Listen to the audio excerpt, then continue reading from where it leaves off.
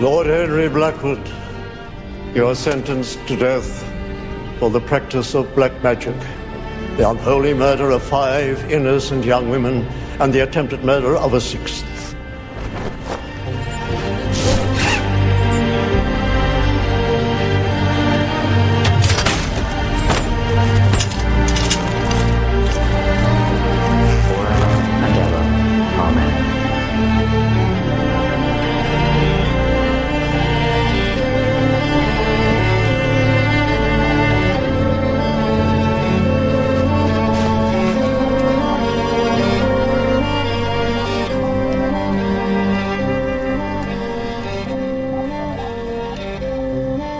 That is the end of Lord Blackwood.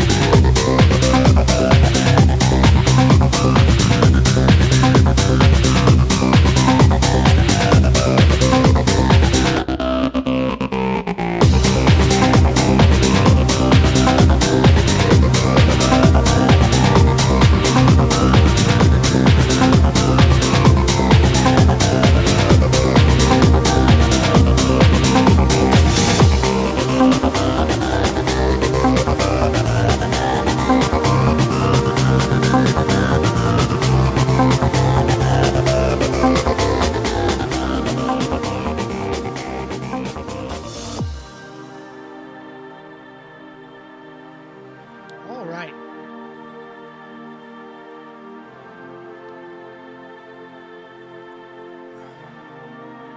Greetings and salutations, all my beloved flying monkeys. And what up to any visiting sports fans? Fox Sports. I guess there's stupid ball on. I should put my TV on. Watch all the scripted games. So, one of my flying monkeys says, I got on a forum and I told Jake the asshole that he should collaborate with you. And he said, not that guy. First that guy says he loves me and then he talked trash about me. I didn't talk trash about you, you fucking clown. I told the truth. The truth is you're a fucking squirrel. You're a fucking squirrel. The only way to communicate with you is if I leave a comment on your fucking vids. There is no contact page for you. There is no, go to this page, here's my email address, reach out and contact Jake the asshole, aka comedian, pretend journalist. You're a fucking squirrel. You're a fucking squirrel. I still love you. I love that you seem to be mostly sincere. Mostly. I also think that one of the things holding you back is that you're a chicken shit. There's shit that you don't want to cover. There's shit that you don't want to talk about. And that's the reason, you bullshit artist. Don't tell one of my fans, oh, he's talking shit. I'm not talking shit about you. All I'm doing is being honest. I do enjoy your work. For what little you want to speak the truth. For what little you want to cover the truth. Everything you cover except when you get into the stupid about cloning and so forth. And masks, which I think is just sincerely stupid and not you trying to be Russian vids. Everything you have the balls to cover, you cover well, which is why my fan said, oh, you'd be great with Johnny. You explain why. You explain why you're a fucking squirrel. It makes it impossible to contact with you. The only way to contact you is to hope that you read a comment that somebody, what an egomaniac. I gotta hope that you read a comment that I leave on your vid. Get the fuck out of here. We're real journalists. It would be fun. It would be a blast to have you collaborate with us, but we're real fucking journalists. We're not bass playing comedians. We're journalists. We're bringing the truth. You're out there telling jokes and bring the truth on the side. We bring the truth as our main course. Oh, all right. Love you guys. Oh, yeah. I sent the invite to the team. Thanks, Shell. Love you. Hello, friends.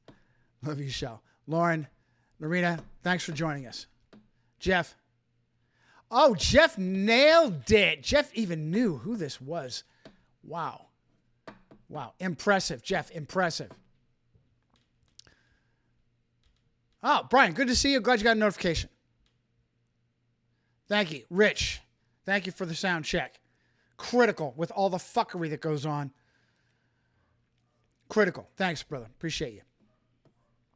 All right. Are you thick-skinned? Jake? All I'm doing is being critical. I'm not attacking you. I'm being critical. And I'm telling you, I still love you and still love your work. Are you able to take some critiques and some criticism? Look past them, or iron sharpens iron, as we Christians say. Another problem I think you have. Iron sharpens iron.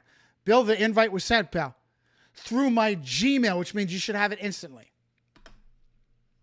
All right. Unfucking believable. So,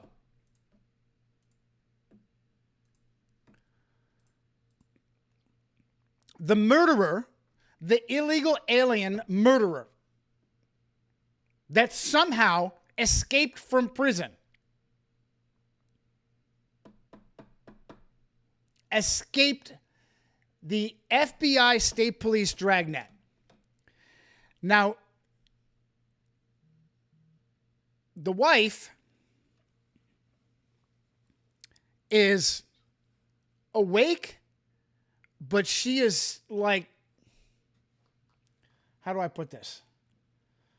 She's like Johnny Regular. Johnny is Johnny High Octane. The wife is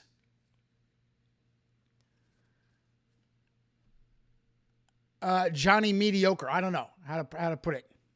Even the wife is throwing the bullshit flag. I'll use ours, Bill and Johnny's bullshit flag. Even the wife. Oh, upside down bullshit flag means bullshit and trouble. There we go. You know how the fucktards hang their stupid country flags upside down?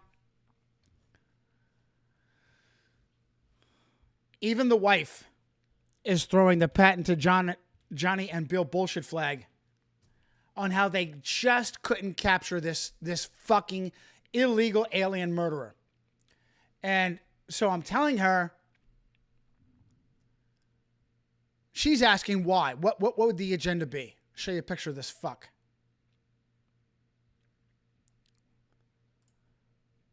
Where's my docket? Where's my resistance rising docket, which I use for the flipping tables?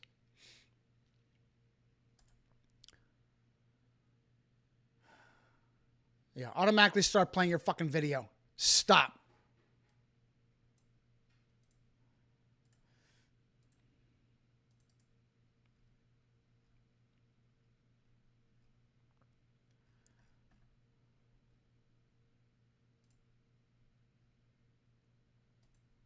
Isn't he lovely? Isn't he lovely?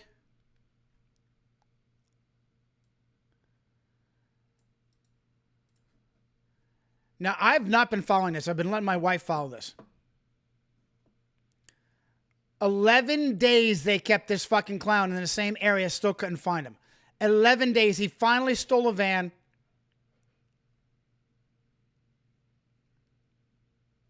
And they spotted the van 25 miles from here. Doesn't even look like him. Doesn't even look like him. Marshals, FBI, state police, doesn't even look like him.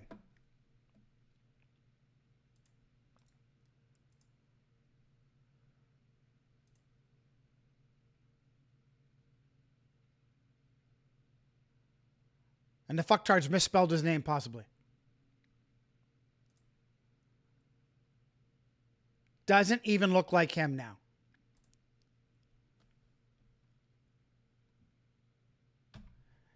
So the next question is,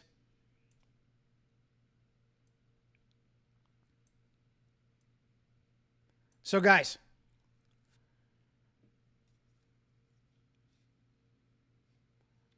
would we be in this situation at all if the borders weren't wide fucking open for generations?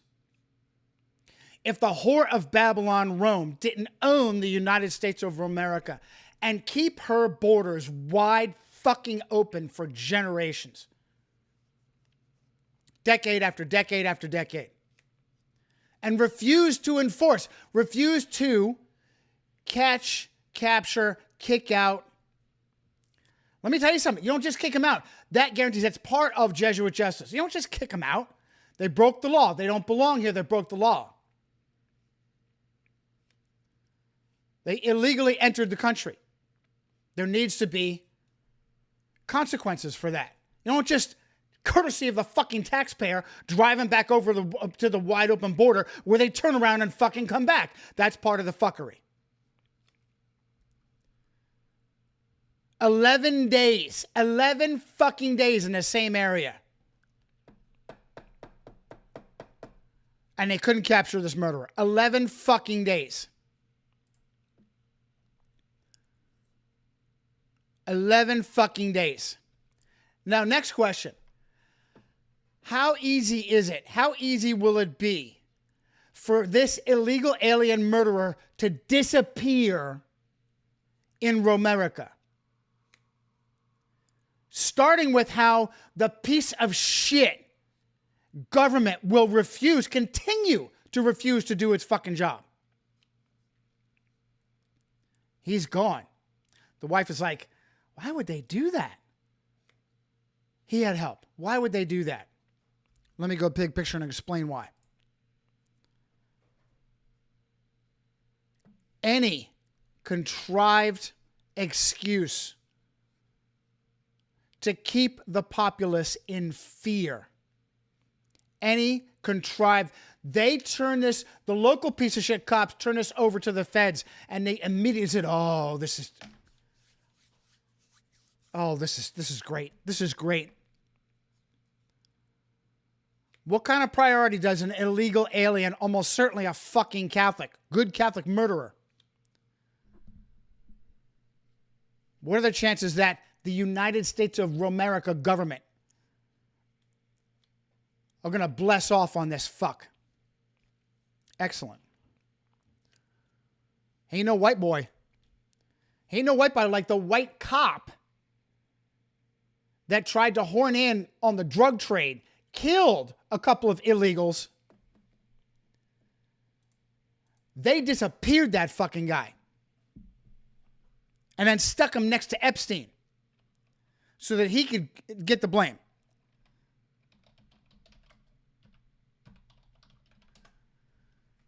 Tartaglione.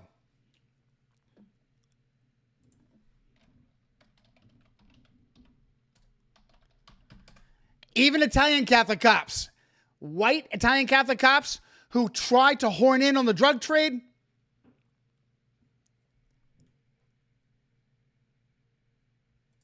gone. This a fucking period. That last time I checked, guy was waiting 5-6 years for his fucking trial. Fuck the Bill of Rights. Fuck your right to speedy trial. In prison for 5-6 years without a fucking trial. How about that shit?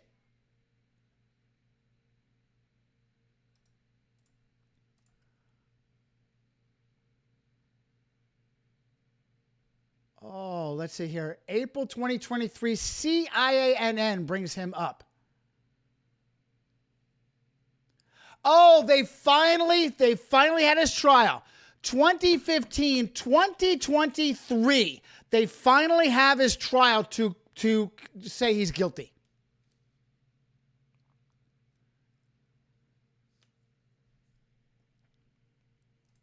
(2023) they finally have his trial to say he's guilty. Are you fucking kidding me?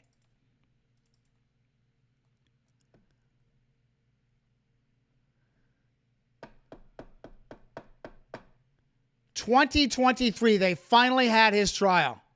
And now, what? Did we start all over? Start the clock all over? 2015. He whacked some piece of shit illegal drug runners. Martin Luna, Miguel Luna, Urbano Santiago, Hector Gutierrez.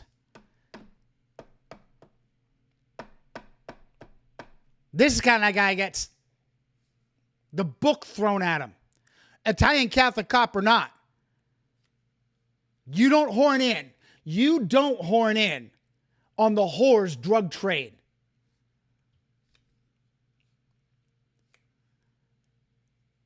He was stupid. You know why he was stupid? Because he didn't give the government his cut. It's cut. You can't freelance. You can't freelance.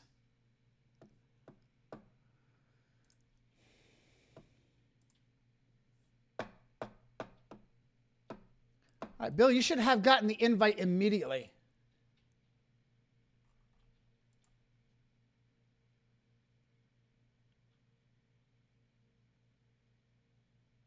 I sent it via Gmail, pal. Tell you what I'll do. I will text it to you. Can you handle it? No, you need your computer.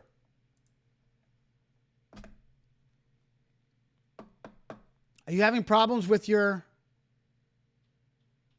Oh, for fuck's sake. Tell me I didn't send it to everybody. God damn it. Are you kidding me?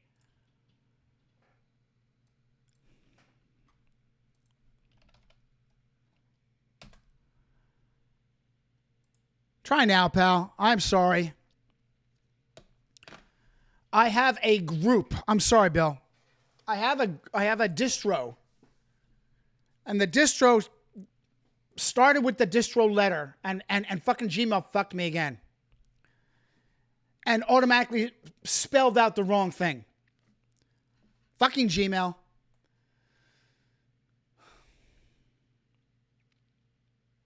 All right.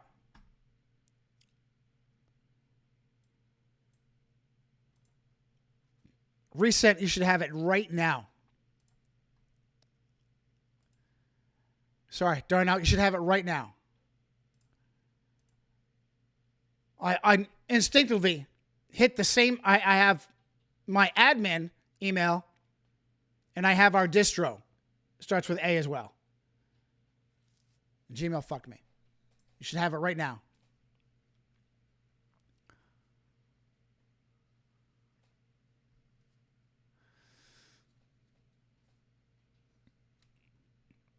And while I'm waiting,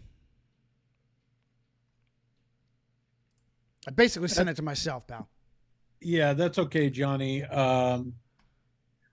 was kind of strange because I was getting all your other from the correspondence from this morning. So I just sent it to myself. I had to resend it to you.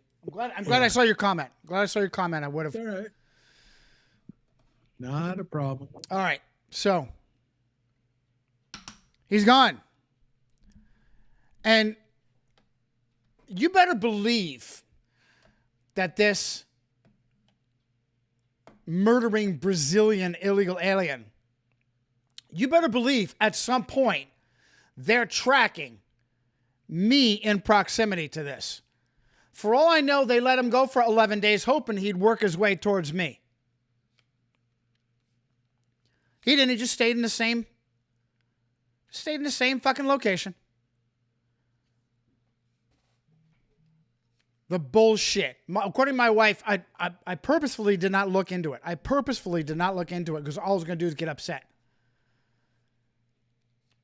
What about all the toys that these scumbags buy for themselves with my fucking money?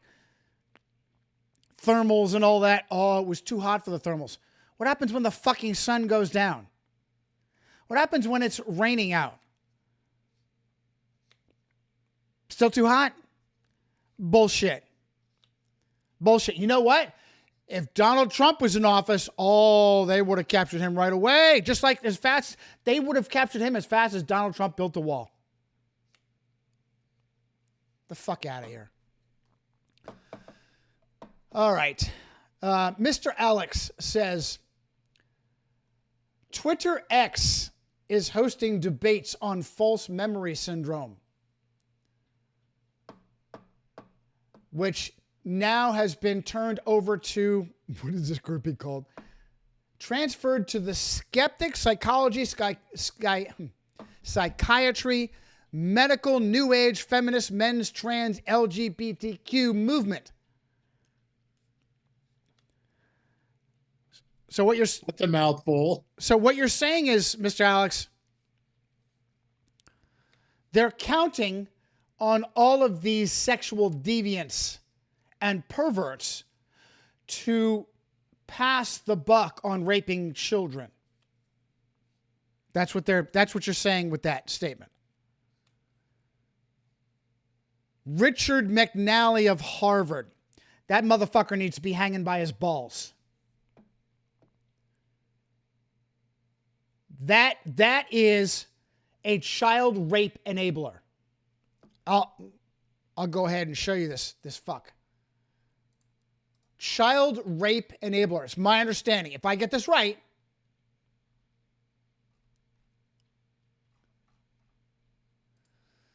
where'd it go?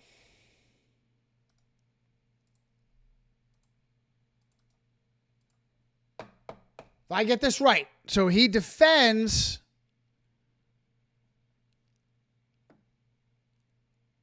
attacking victim memories. If I get this right. Oh, Harvard. Oh, Harvard. Oh, let me just shit myself when you say that word. I thought it was pronounced Harvard. Yeah, you little troll cunt that automatically that gets the fucking notification so that you can splat you piece of shit. Get a fucking Already? life. God. Chicken shit. You little morons. cockroach. I actually got the notification today, ironically. Yeah, well, Only got one. thanks to you and mainly you. Thanks to you working with the help desk. Yeah, I never have any trouble. As soon as you go live, I get the notification. Yeah, there's still plenty of fuckery. Darnell is on it. Darnell is on it. There's no reason for him not to get a notification. Went through all this, unsubbed, resubbed, fixed his filters on his browser, all that shit. Still Yeah, nothing. I don't know what changed because all my settings are the same, but suddenly I get notification after all that. Who knows? discussion. Maybe there were some adjustments made on their end, and the fuckery is in transit. Anything is possible. I'm not an expert. I'm not an internet expert, but anything is possible. In fact, I expect the fuckery to be above Odyssey. I expect the fuckery to be outside of Odyssey. That somehow they're able to handicap me in Odyssey. I expect that it's not Odyssey holding my fucking numbers down. I expect that it's somehow on the outside through Odyssey, hacked somehow.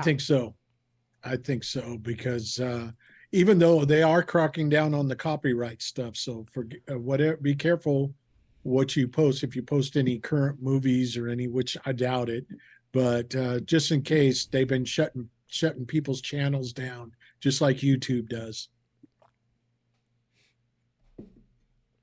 Listen, no SOP, no standard operating procedure will change in relation to the cockroach trolls. No SOP will change. As best as I can, because I'm so throttled, because outside of Odyssey, Shit Shoot, Stumble, Blightion, UgTube, I'm blessed, I'm crazy if I get more than 100 views. More than 100 fucking views. On Odyssey, I go crazy if I get more than 300. So given that I'm so throttled, the slightest hint of a troll, you're fucking gone. I can't afford you. I can't afford to be magnanimous and allow a troll to hang around and make stupid troll comments to drag me down. I can't afford you. I'm not Russell Brand. I'm not Max Egan. I'm not Jimmy Dore on yet another fucking vacation. Why is that fucking clown on so many vacations? Because he knows he's living a lie. Because he knows that he's a very, very, very set, narrow window of the same shit he can talk about over and over and over again, compromising shit. Oh, poor Russia in a war that doesn't exist. Oh, the tyranny of the vaccination in a scamdemic that doesn't exist. Right. And some of these people, I think we know some of them from the chat and maybe former. I don't want to speculate. Yeah, no. I think it's very possible. I think it's very possible that that Tom Altas got his dick stepped on because the way I handled him the last time, and he's just deranged. He's just deranged. Still love you, Tom. Still love you, Tom. You need help. You cannot move on. There is no. Are you kidding me? You're gonna fight. You're gonna fight the FBI and Warner Brothers, and you think you're gonna fucking win? Just like that other guy. What is his name? Gil. Absolutely. Yeah. Both of those guys. We love legit. these guys. Both of those guys legit. legit and unhinged. Legit but unhinged. Legit but unhinged. Unstable. Both of them. You went out of your way more for both of them than any of these other handlers. Absolutely. Everybody just took advantage of him. You know, they take his information and, you know. No good deed goes unpunished. But he screwed them too. He screwed them too because screwed himself. Who knows what he's out there? I don't know what his health is. Much love to my brother Brent in the house, and the Hawk is in the house. Fascinating that for a while there you were broadcasting with your Brooklyn hat tip to the cap with your Brooklyn bike cap on, and now the John Paul. He needs is, one of these. Johnny Cerrucci store. John Paul, I need to send him one. He is way too integral. I should have sent you one. I love you, Bill, for all the help. He earned both a t-shirt. He owned both a t-shirt Absolutely. and a hat. Rich says he might be meeting up with John Paul in Brooklyn, which is fascinating. Oh, shit, nice. Good. And love you, Hawk. I didn't get a chance to compliment you and thank you for your courage in uploading an entire stream on your YouTube, running the risk of having it being deleted and taking strikes on that. Much love to you, pal. It did, and then it had to trim out YouTube graciously let me know what sections that needed to be trimmed. So I don't know what's missing. There was something there that was copyrightable. YouTube demanded portions of it be pulled Otherwise, it'd be out. blocked. Otherwise, it'd be completely blocked.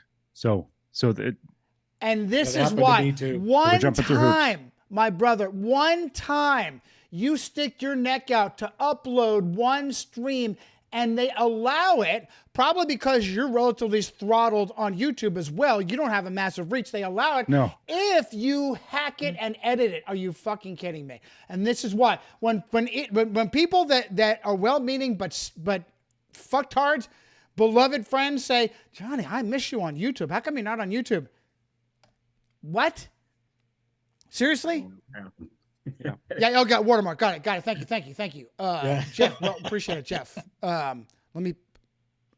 I was gonna pull a dick move and say in You already place did. of You're already on the. You're already in the far corner. You're already in the far place of- corner. Poor Brent. All right. Doc Felipe. Do you still have the money? Yeah. All right. Go. Where is Doc? Where is Doc? By the way. I can. Yeah. Hey. Okay. Good. He's missing. Did he get deported or something? He's Where is He's Doc? getting. He's gone getting a new dark. face. The face gone off dark. machine. Face We're off missing machine. you, Doc. New face. New face. He's gone dark. I cannot tell you. He's trying on women's clothing right now. I cannot tell you where he's at, what he's doing. He's working on different accents, trying to change his accent to something else. All right, let's do some topics. Brent, radio check. How you doing, pal? Yep, I'm good. You got me? Lima I Charlie. hear everybody. Lima Charlie. Yep. Bye, 5. Yep. Hey. Hello, Hawkeye. I hadn't officially Hey. met you, and hello, Darnell. I Hey, hadn't Brent, officially good met to be on you. with you. Hey, Bill. Oh, All right, so William, lucky you did this with a dear friend. Don't volunteer me to do an interview. You did that for a dear friend, so it worked out. I apologize. I normally don't do that, but I figured Shannon would be okay. She's a sweetheart. She's a friend. I do want to hear from her. I do want to put her story up. And she's asking for a Tuesday, Thursday. And if not, listen, pal, I'll be happy to do multiple interviews. One where you have to work, but another one on the weekend where you're able to show up as well. So Sure. Saturday would be great if she can swing. let's do both, but do a Tuesday, a Thursday, and a Sunday. We'll see if she's able to do that. Okay, on to some topics. Let me pause here and go around the horn for anybody that has topics in the holster. Bill, any topics? Absolutely. I'm glad you asked. Couple of things. Shout out to Clint. That last video you did on survival and showing the bearded guy. Oh, yeah. Oh. Ooh, Mr. Another thing I Carter. meant to tell you. What did I tell you? If I have big money, I would do grappling, Brazilian Jiu-Jitsu, striking, Muay Thai, and I would still pay to have someone come in and teach me street smart Aikido. And you right away found the guy. You found the guy that does the I've had street that- smart Aikido. I've had that link or the video. It's swimming around for a number of years now. Going okay, like the best knife fight explanation. I can't even remember the name off the top of my head. Anyway, I'm pulling them up right now. I was glad to be able to present that. So put it out there, check it out, because there's what has been presented in so many videos. There's the unrealistic nature of you can see the mockery in the beginning of pulling from clips about doing this and doing that, and the reality of knife fighting. Yeah, I love you for covering it. You're going to get cut. Defense techniques, both online and in various training How do you places. lessen? Having personally been It's brilliant. Now he looks a little metrosexual, but we Doesn't still matter. love him Doesn't anyway. matter. He's Information is wonderfully too good. sincere. Yep. I don't know why this Awesome keeps video. pain in the ass. Let's try this. Yeah, It's- that's hilarious. Yeah. How about this one though? This is perfect. Yeah. Right. Yeah, good stuff. Good stuff. Yeah. So listen. For anybody who is training and you have a wonderful partner to train with, this is super easy. Do this. Do the Spartacus test. Do the Spartacus test.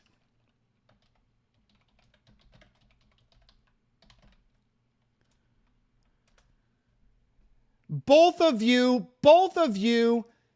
pick up a paintbrush with water-soluble paint. Pick up a paintbrush with water-soluble paint. And both of you try to mark each other. And you watch. Well, how about even in that knife, that video? There's the U.S. was it an airborne against a Mossad soldier? The bullshit. Two guys with naked blades, and I'm supposed to believe that they're actually. That's what happens. You're gonna kill each other? No, but don't they have the blades that will mark, like leave a paint mark? Okay. I didn't understand. It sure looked like two guys in Jesuit theater with naked blades trying to get at each other and not doing it. That's if that were specially designed weapons that with magic marker in them, then yeah, you do that. Go with a partner, trained or untrained. Untrained is even better. Have some kind of a big paintbrush like this. This is perfect. Maybe a little smaller for knife rather than Roman short sword. Perfect. Watch how quickly you are covered in paint. Now, imagine that each swipe of paint is a terrible laceration. Okay? And that's why I added. So there's the motorcycle channel, and then also the Gray Bearded Green Beret, which discusses that in multiple videos, the use of not just one tourniquet, but the possibility of using two, and then the saying, two is one and one is none. So, Absolutely. And this is why a first aid plan is absolutely as essential as any firearm. Because how about this? The idea, though, of a laceration, a cut, depending on if it's arterial or venous. If it's arterial, and it's 30 seconds, you black out, bleed out. Yep. Right. And if you don't have somebody there to attend, you're done. Yes. Speaking of which, that scene that you showed from what was it called, Gray? The Gray with Liam Neeson. Yep. Boy, was to be able to handle somebody dying like that. I mean, yeah, that's part that's part of our lives too. Absolutely, yeah, because that's going to happen. Yeah, I've seen videos, I guess, like on the street, and like if somebody pulls a gun, everybody like, get out the way, he's got a gun. But if somebody pulls a knife, sometimes guys think, oh, well, I can take them. They're not trained, they don't know what to do, but they think, I guess it's an adrenaline rush, they don't stop and they think, well, I can take them or I can get the knife from, and they get cut up. It does not work unless you know what you're doing. This is what happened when I took a butcher knife from a kid. Wow. Right there. I don't know if you could see it, that scar right there. I tried to grab him by the wrist like I was trained, but the problem is I didn't have a good grip on him, and he pulled the knife right out and it sliced into my hand. So you have to be careful. That's like Kurt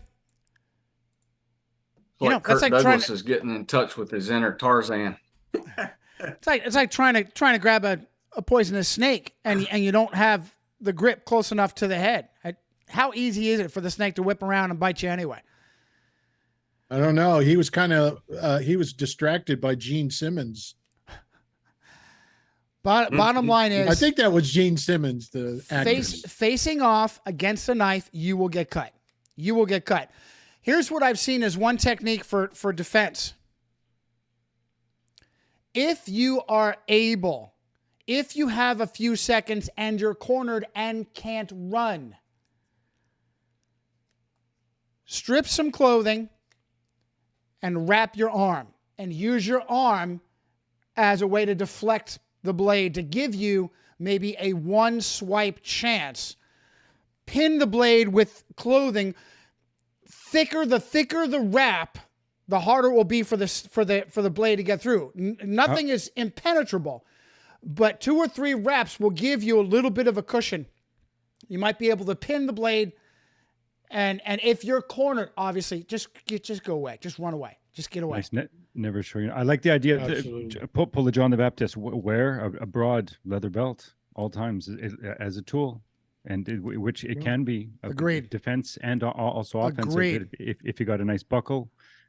Yes. Nothing stupid, but yeah. Yes, it gives you a distance weapon, weapon Right. that will help when you've got nothing else. When you've got nothing else. And But if you can grab them, the best place to grab them is right here, because if you, especially you get him on the ground, step on right here, he's going to let go, because these tendons right here control this. So if you press on this, they're going to let go. But be careful doing that, because if you don't do it right, he's still. And then just continuing though, and then just with the motorcycle. So down the Parman channel with the video where the motor gets the rider gets the large actually diameter branch through this thigh, and the idea that there's like a dozen friends around. Everybody's running around not knowing what to do, and the guy on the ground with the branch through his leg is the one to keep the calm and cool head, and being able to delegate. You need to do this, call this. There's some, but just this idea though of in certain circumstances or extreme circumstances, how to being the one that keeps a cool head, because how many people immediately lose their shit and then everything goes sideways. Or worse yet, I've done this before when something has happened, and though I've been trained in CPR, I've been trained in everything else, but then when a real life situation, which happened to me when I was working in a kitchen, all of a sudden I didn't know what to do. And sometimes you got to snap out of that, because if not, you'd be running back and forth going, what am I supposed to do? What am I supposed to? And you had all this training, but all of a sudden you couldn't, all of a sudden your brain just blocks it out. So I've been guilty of that. This is bullshit. Our boy Rokas Leonovicius, okay, that can't be his real name, supposedly Lithuanian. Bill, he's out of Portland. Our boy's out of Portland. That's bullshit. Supposedly trains at SBG Portland. So was the guy that was on Adam? What's that show you've been on? Wake the Dead, and he just had a recent guest on there, and they were talking about the fires and stuff, and he says, well, here in Ashland, Oregon. And I went, wait a minute. He's talking about Ashland and Talent and all that. And I said, that's where I live, and he started talking about the Alameda fire. And he said during the Alameda fire here in this area, the water was turned off also. I didn't know that. That fact I didn't know, but I wish I remembered the guy's name, but I think you've known it. I think you've talked to him before. I'm not sure. By the way, great point from David. Great point from David in the chat. Great point from David. If you have nothing, what would you want? A knife. No registration, no training. No registration, no training. No registration, no training. And David says, never brandish the knife. Good point. Excellent point. If you're trying to defend your life against, say, a Brazilian illegal alien trying to rape and murder you, knife is an outstanding. Now, also a belt, like you said, the belt would be belt and a knife. A belt and a knife. Phenomenal 1-2. Belt and a knife. Also, can we add tomahawk to that repertoire? Yeah. Listen, any Tomahawk sort for of the an Hawkeye. instrument, any sort of an instrument, any bladed instrument, any blunt instrument with weight on it will help you in a pinch. John Wick pencil. Yeah, right. Well, I will use an this. I'll axe. use my stylus. I will use my stylus, just like they have- Sean Connery with his thumb, right? They Presidio. have those little things. They're like it's about the size of a pen, and it's like a Secret agent stiletto. pen. Secret agent pen. No. It's a little bit bigger than a pen, but inside there's a blade that comes out about an It's more like a inch. punch than a blade.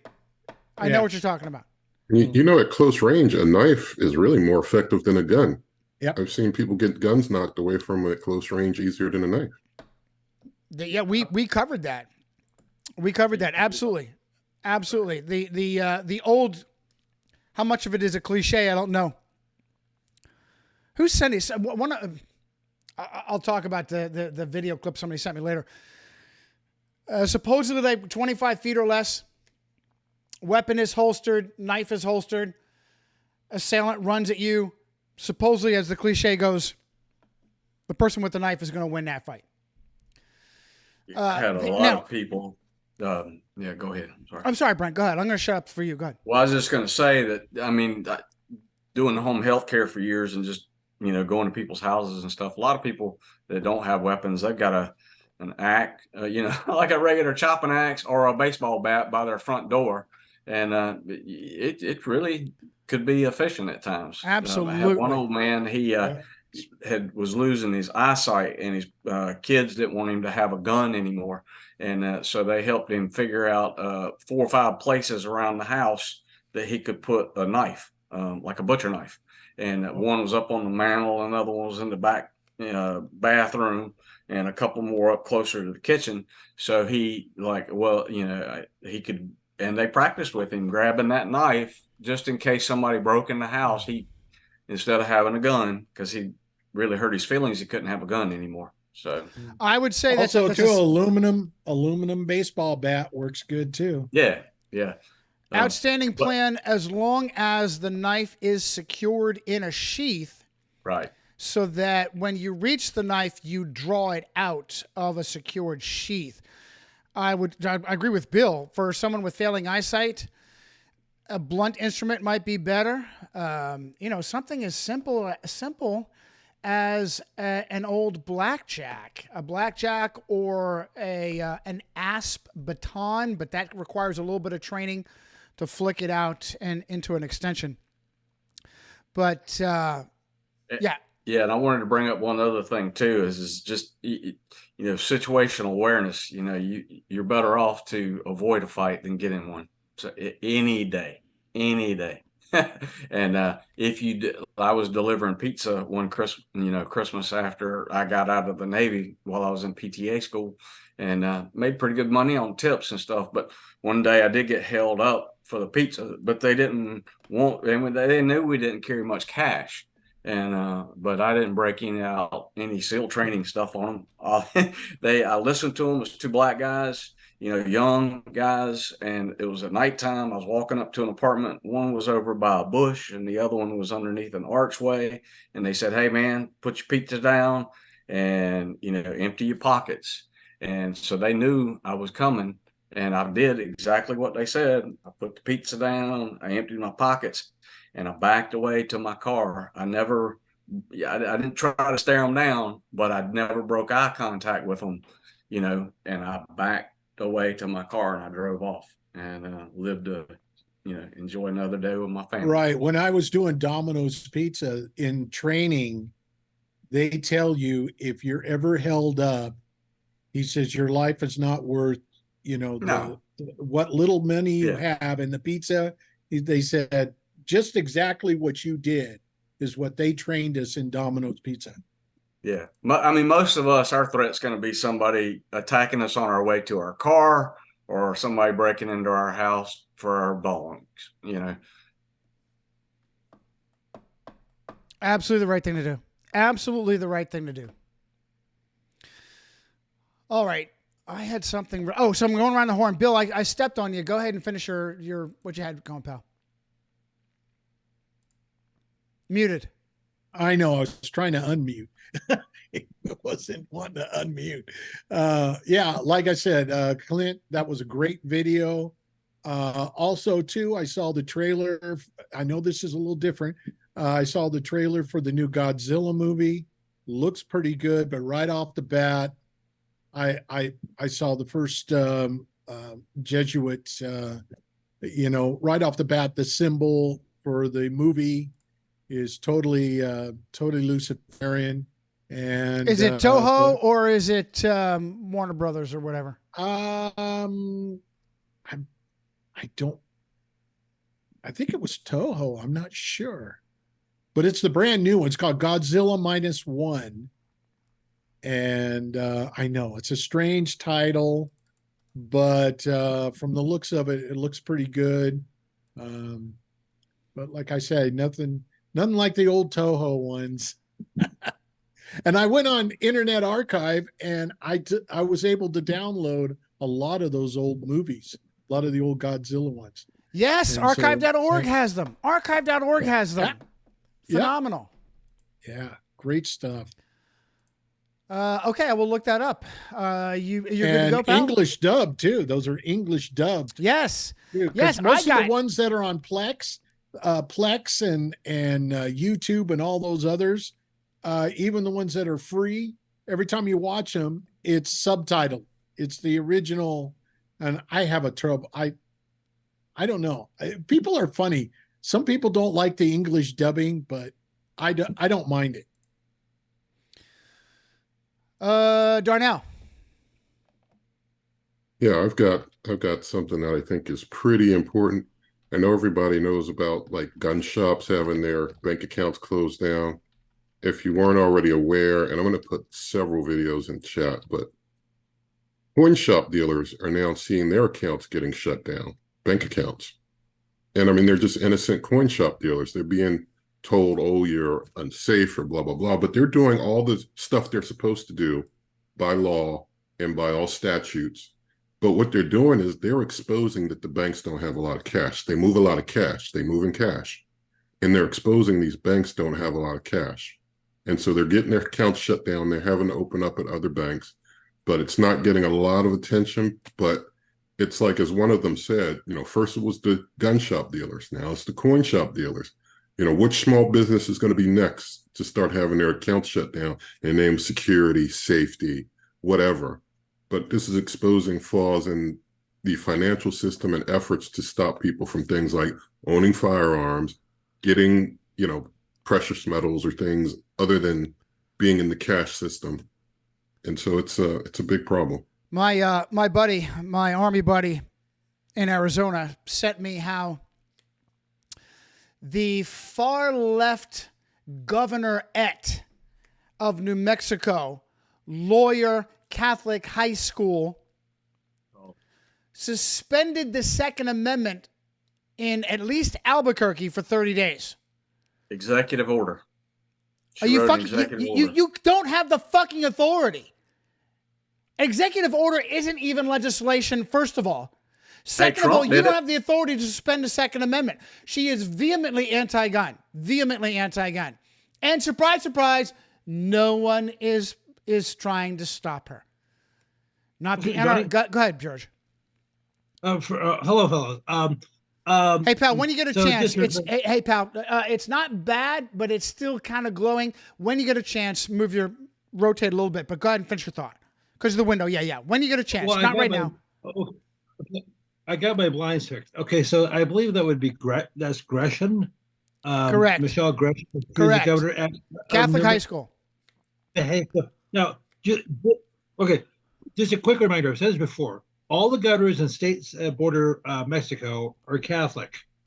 California, Arizona, New Mexico, and Texas. And as something I said before, all the governors in California in the 21st century have been Catholic. Gray Davis, Arnold Schwarzenegger, Jerry Brown again, and now Gavin Newsom. But it's the Jews who run everything. Solid point, George. Solid points. And what I covered before you came in earlier today, by the way, Bill confirmed it's looks like a Toho CGI. Yeah, I just put the trailer in the chat in case anybody wants to see that. Okay. If you look at the symbol above the title, it looks like the the serpent chasing its tail, that circle, Ouroboros, or something like that. Ouroboros. Tohu Bohu, the Tohu Bohu.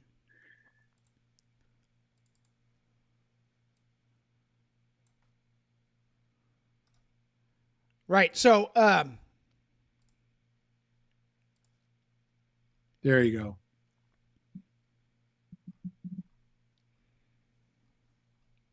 yeah, listen, just because it's Toho doesn't mean it's going to be any less Luciferian. Sometimes it's more Luciferian when it's Toho. Remember the statement in which one was it? Godzilla. Shin Gojira. Do as you please. I did. Or King of the Monsters. And this is the guy that the mythology history understanding guy. He's the one that said after Godzilla consumed Ghidorah, the three-headed monster. Jesus, good thing he's on our side. Right. Yeah, well, because Toho has been run by the Japanese Jesuits.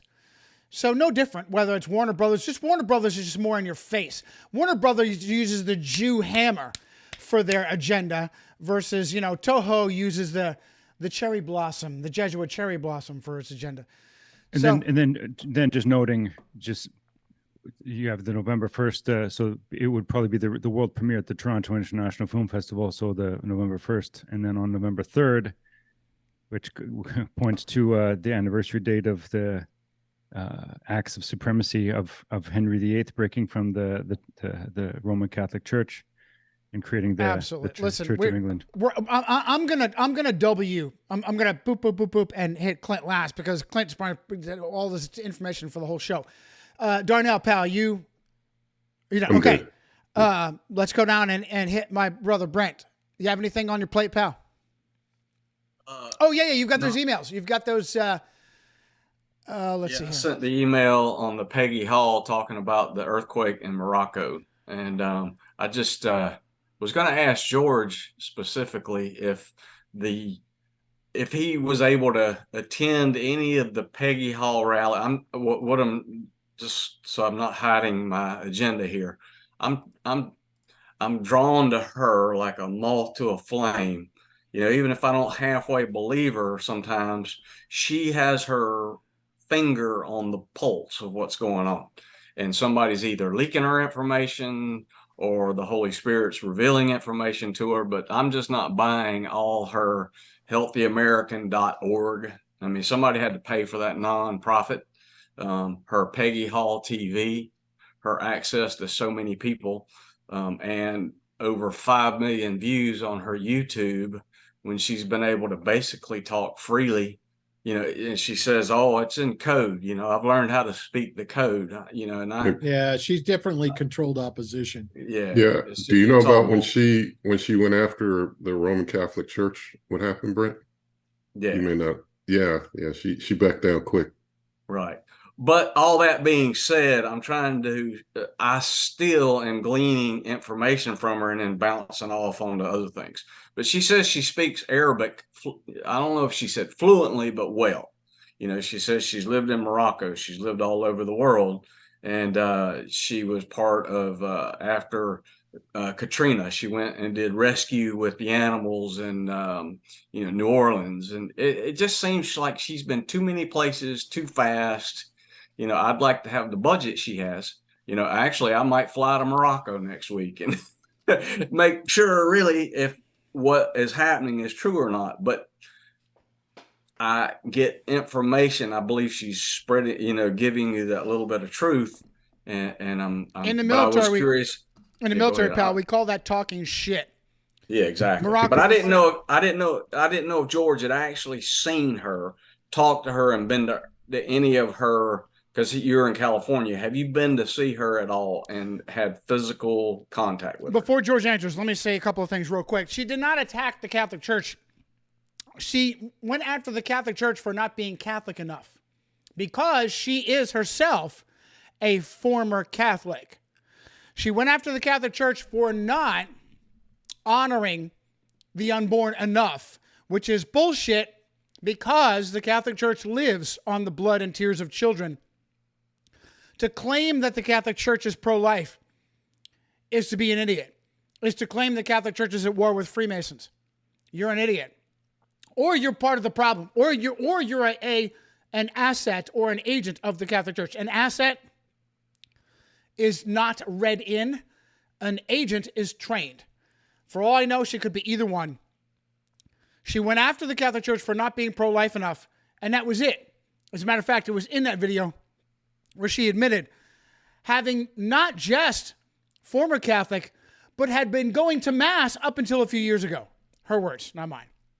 Okay, so I absolutely agree. Absolutely agree that she is a utter bullshit for anybody to put that out. She can't possibly believe that she learned how to speak in code that will allow her to stay on YouTube. Right. Yeah, Pardon me, please. Oh, go ahead, Darnell. Right. Yeah, I was thanks. going to say, but taking it to Morocco, where Peggy was, and is the newest thing. I mean, we got Maui by fire, Burning Man by flood. Now we got Morocco by earthquake. And it happened at 11 p.m. on 9/8, September 8th, just before 9/9. Most news reports came out 9/9, which is an interesting date. But at 11 p.m. is when they say that it started, which is interesting timing. And Yeah, so, speaking of dates, you know what tomorrow is? oh boy, yeah. How about that? But George, did you get a chance to go see her doing one of her rallies? Okay, so Riley, I've not met her in person. I've not seen her in person. I've emailed her or one of her staff members a few times, but I've never had any direct contact with her. Now, she's in Southern California. I'm in Northern California, so we're several hundred miles apart. So anyhow, well, I would say perhaps Peggy is picked opposition. Now, to answer your question, how did she end up in Morocco? She was after she got her undergrad degree, this was about 40 years ago, she was in the Peace Corps. So she was assigned to Morocco. So we're in addition to speaking Arabic. Yeah, whenever somebody says French. that, anybody that's legit will just simply say the next 2 or 3 or 4 sentences in the foreign language.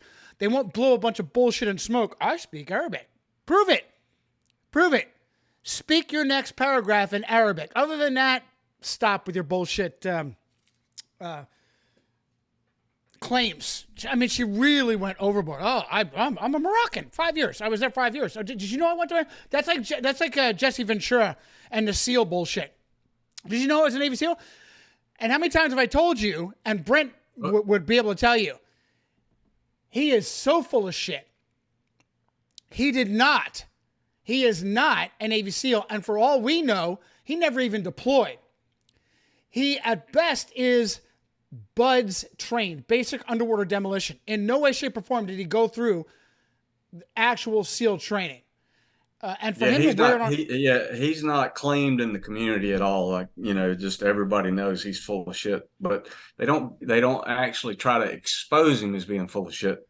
All I know is that, he isn't one of ours. Sure. Right? He didn't have a trident. He doesn't have a trident. Okay. Right. And, all right. I'm sorry, pal. George, finish your thought. I didn't mean to step on you. Okay, well, something I just wanted to bring up. This wasn't on my docket, but I was speaking of Southern California, speaking of Orange County, California, which is where Peggy lives, I came across a video from Rick Warren back in March of 2020 because I guess he was on some sort of Christian talk show host. And this was at the beginning of the Corona hoax when everything was beginning to shut down. And I know we've talked about Rick Warren before and all that, and I don't want to belabor well-trodden material. However, something I just found out according to this interview was that he said he's a personal friend of Robert Redfield, MD, who at the time was the director of the CDC.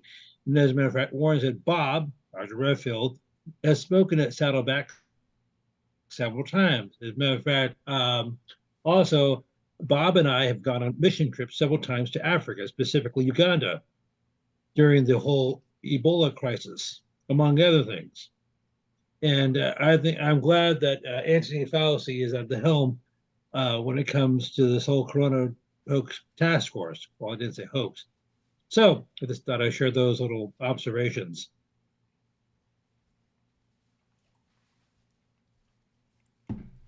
George, that's incredible. Yeah, noting, well, go ahead. Let everybody know, remind everyone, what's his name? Robert Ray Redfield IV is a hyper-devout Jesuit-trained Roman Catholic. So for Rick Warren, I'm going to look that up. Do you have any links, George? For Rick Warren to brag about a mission trip with Robert Redfield, he might as well just say, on behalf of the Catholic Church. That's phenomenal. Jesuit order. Right. So as I said, however, he just didn't, but he's very familiar. He didn't just call him Robert Redfield. He said Bob, an old personal friend. And to have him come speak at Brokeback Church repeatedly, I'm going to look that up right now. Outstanding. By the way, Leviathan, PayPal, Venmo, all that Jesuit Luciferian shit. You know you can't buy an asp baton on Leviathan? No more than you could buy a firearm on Leviathan. Leviathan, part of the Jesuit feudalistic strip the populace machine of coercive force. You, as the common person, are not allowed to wield coercive force, and you will not have access to Leviathan, Papal PayPal, or Vatican Venmo to do so. Excuse me. Let's see here. Rick Warren Robert Redfield. Not Redford. Go ahead. While you're pulling that up, Johnny, I'm going to put in the chat an old one I had on Rick Warren, because he's always trying to work with all these non-Christian, non-Bible referring Christian people. But back a good while ago, it's a LA Times article where Rick Warren was trying to find common ground with Muslims. And so putting that in the chat. So George, thank you, Darnell. George, if I type in Rick Warren, Robert Redfield, nothing comes up. I need links from you. Yeah, he's buddies with Calvary Chapel. Oh, what's his name? They just made a movie about him. Greg Laurie? Yeah, Greg Laurie. They're buddies. Well, yeah, especially with Warren having his son blow his brains out, and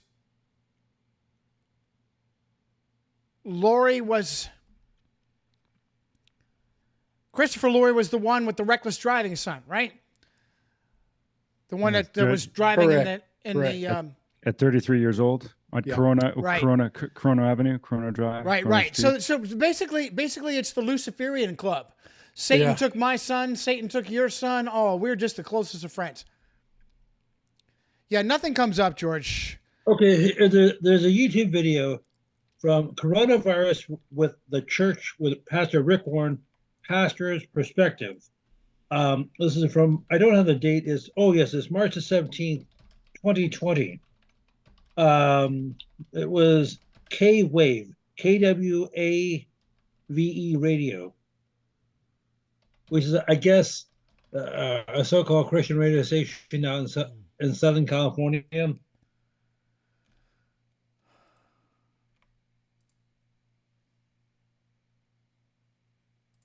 This is Pastor's Perspective. We're here every Monday through Friday providing answers on a variety of topics, including the Bible, end times, other religions, and the family. Call right now with your question at 1-888-5. Speaking of YouTube, Bobby What is that? is all over Looks YouTube. like a He mop owns on his YouTube. head. Yeah, It does, literally. doesn't But about that. yeah. Does this look right, George? It's the Shaggy Dog. So this is it. Where he's okay. I will have to subject myself. I don't have. Okay, I have a time marker here, but he throws these little. Okay, something I've noticed over the years: old talk shows like Johnny Carson or Dick Cavett, they can be a veritable treasure trove of information going back to like the 1960s and 70s, where they'll have at the time obscure figures like Bill Clinton or who was governor. I mean, for example, back in 1988, Bill Clinton, when he was still governor of Arkansas, came on the Tonight Show. The previous week, he had been one of the speakers of the Democrat convention in Atlanta, Georgia. So outside of Arkansas, virtually nobody had ever heard of Bill Clinton. And the date actually was July the 28th, 1988. So I'm sure, where's Zach when you need him? But anyhow, so this was a few weeks short of Bill Clinton's 42nd birthday, and he came on the Tonight Show. So as I said, Bill Clinton was a virtual unknown to most Americans. And I guess he wasn't well received at the convention. And nonchalantly, Carson said to Clinton, so, Governor, so I understand your term ends in 1981, a few, 3 years from now. Do you have any plans after that? And Clinton said, well, that depends on how well I do on your show tonight. And so they're joking around for a few minutes. And they said, oh, by the way, Governor, I understand you play the saxophone. Well, yes, I do. Do you mind if I bring it out? So I guess he did a deep jam session with Doc Severinsen and the band. Well, it's interesting. Now, as I said, this was a show from like 35 years ago, which I imagine some people saw. But he would do the same thing 4 years later, June the 3rd, 1992, on the Arsenio Hall show. I guess he was still, he won the nomination, or he's about to win the nomination for the Democrats. And he also pulled out his saxophone and wowed the crowd. So you had to wonder, this is pure speculation on my part. So is there something more to the saxophone thing than just pure entertainment? Is it like some sort of mind control trick? That's a serious question. I don't know about that. I will agree with you absolutely. If you are going through old talk shows as background noise, when the puppet is allowed to stray off teleprompter, you can get some jewels. Absolutely agree. So I would like to have some time marks. Prefer not to. And I'll put it in the chat. Okay. Yeah, there's if I can, Johnny, there's two categories when you're looking through old stuff like that. One is the predictive programming. So, big picture, doing your chalkboard, they're doing predictive programming on a lot of that stuff. They're throwing it out there on these shows. But another thing is you might accidentally catch somebody saying something they're not supposed to, just like Johnny said. Yeah, So actually, some of those old shows like 60 Minutes, some of the old news broadcasts, I've been catching a lot of those from the early 70s. And what's interesting is they got their facts and everything right. And it wasn't just entertainment, Hollywood junk. It was straight news. Right. They kept exposing, just like 60 Minutes kept exposing the CIA and the FBI and all the crap that they were pulling. And now 30 years later, 20 or 30 years later, that's all been turned around now. Yeah, the grip is growing tighter and tighter and tighter. Okay. Let me go to the Hawk. No, just instant associations. Of course, having in a way grown up in a household where there were lots of films, what the saxophone sound usually represented a sex scene. That's Right, so. right. Yes, there is a instant- lot of relationship instant there. association. Association. Agreed. So Agreed. so the- Agreed. So I love that. I love that is that it is an insight into the obsession, the perverse demonic obsession that he has been encouraged to have with sex, deviant sex of any kind. But how So- about this though? The fact that that's okay. Remember, if it's on a screen, it's Jesuit theater. Perhaps the whole narrative was already written, and that was for us to prime us for what would be. Remember during the Clinton Lewinsky shit. What was happening exact same time when that story? Like this is 90. Why am I'm forgetting? Look at this. I'm forgetting dates. So this is 98, January. The story broke at January 17th or 18th, 1998, approximately. That's what's going on to hide, to mask it. Yeah. Sorry, Cap. I'm hoping you'll catch this because it read at the exact same time, just like this in 2001, the Spotlight story primed, and just as 9/11 happening, something similar was happening around the Clinton Lewinsky, so that the Lewinsky. Well, yeah, scandal. supercomputers to communist China, supercomputers and missile technology to communist China leaked out to communist China. So it's blown cover as cover. It's the diffusing. Same thing with Iran-Contra. The real story of Iran-Contra was drug smuggling, and instead they made it a clown show with Jesuit Oliver North on one side and Jesuit John Kerry on the other. And this is the time of Gary Webb's momentum, if I'm not mistaken. Oh, that would be absolutely perfect to And prove. Yes, it was. Yeah, and then which also this is also the time. Oh no! Pause. Iran-Contra was a direct result of allowing Gary Webb through the San Jose Mercury News. Let's get dates on that. Oh, brilliant. All right. So when did didn't they fire him after that hit? They fired him after that. Yeah, they did. Some of the greatest journalism of all time. And the pissant, useless San Jose Mercury News fired him for it. Yep. And then he committed suicide by shooting himself in the face twice. Yeah. Fell on the knife 13 times. Gary Stephen Webb, born in Corona, California, born 31 August 1955, and his death date is 10 December 2004. 10 December there's a multiple connection date there too.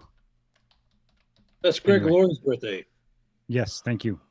Which there's a Jesuit general intersection, and also the burning of the public burning, Luther burning the papal bull in 1522, I believe it was. So a few connections there, but nonetheless, the Clinton. And it's funny. This is something I just produced recently too, and I can't remember the date. Up by art. The breaking of the Clinton Lewinsky scandal. Oh, let's see here. And of course, you had the release date of the movie Ag the Dog a little bit before this, Christmas Day, December 25th, 1997. So that was released just a few weeks before the whole Lewinsky situation arose, the whole Lewinsky psyop. All right, I'm checking for. Okay, so we 1998.